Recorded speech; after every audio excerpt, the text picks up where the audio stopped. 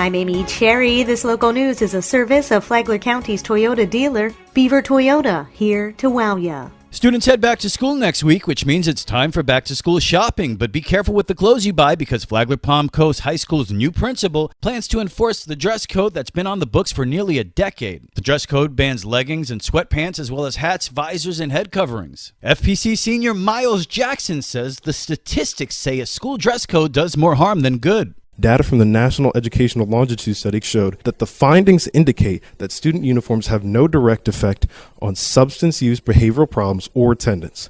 Contrary to the current discourse, the authors found a negative effect of uniforms on student academic achievement. Shannon Jeanette, a parent of a student at Flagler Palm Coast High School, likes the dress code. I think that the dress code is more of an equalizer for anti-bullying because of labels, name labels, whether they can afford the clothes. Also because of the inappropriateness of what people consider is appropriate for a school environment, and some of the clothing is not appropriate. But incoming principal Tom Russell cautions enforcement will not be a zero-tolerance situation. And my approach would be to first find the why. Is the student not in dress code because they're non-compliant? Or are there extenuating circumstances? Is the student homeless? Any number of reasons, you have to find the why, and that way you would approach the situation much differently. Students have taken their complaints to social media, sounding off on the policy. We know that all of our high school students have one shot at high school, and we want it to be a good experience. But, at times, there's policies and procedures for everyone that we have to follow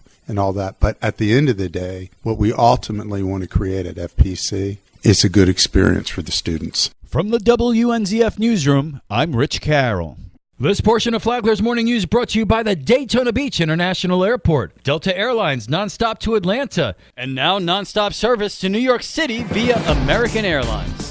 How has keeping students, faculty, staff, and the community safe changed over the years? Flagler County Schools Superintendent Jim Tager says that back in the day, there would be about a dozen people in a school building charged with keeping the whole place safe. But now, Tager says, with what happened at Marjorie Stoneman, everybody in our schools can call a code red at this point, so they will have a way to do that electronically. The superintendent said that is vital in the wake of 17 people being killed in Parkland. He said that the sheriff's department works closely with the school district to the point of almost a war room setting. If we had a crisis where they can come in and have live footage and those type of things too. Tager said the district is amping up what it's doing to try to keep everybody safe. You can hear the entire interview on the Free for All Friday podcast. You can find that at the Flagler Radio app. Download the Flagler Radio app today.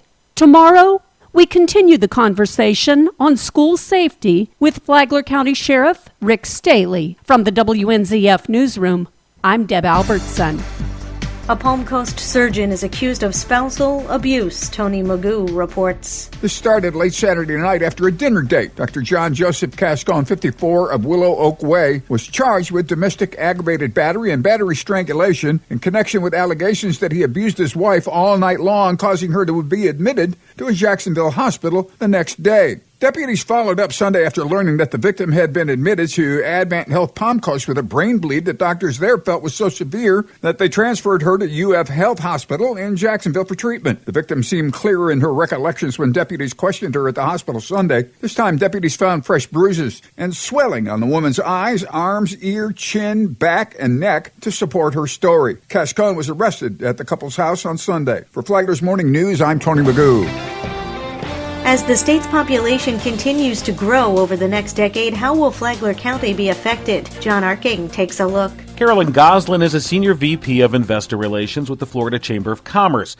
She says while the major metropolitan areas will see the biggest growth, Flagler is in store for big population increases as well. The next 4.5 million people who move to Florida are going to be moving to these top three counties, Dade, Orange, and Hillsborough. So a third of that 4.5 million people will move to those metropolitan areas.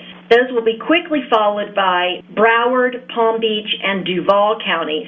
So half of all the new residents will move to those 6 counties. But Flagler is not going to be left out. Flagler is going to add 35,000 to 40,000 more people by the year 2030, which is a 32% increase in your population. From the WNZF Newsroom, I'm John Erking. And now you're up to date on Flagler's Morning News. I'm Amy Cherry.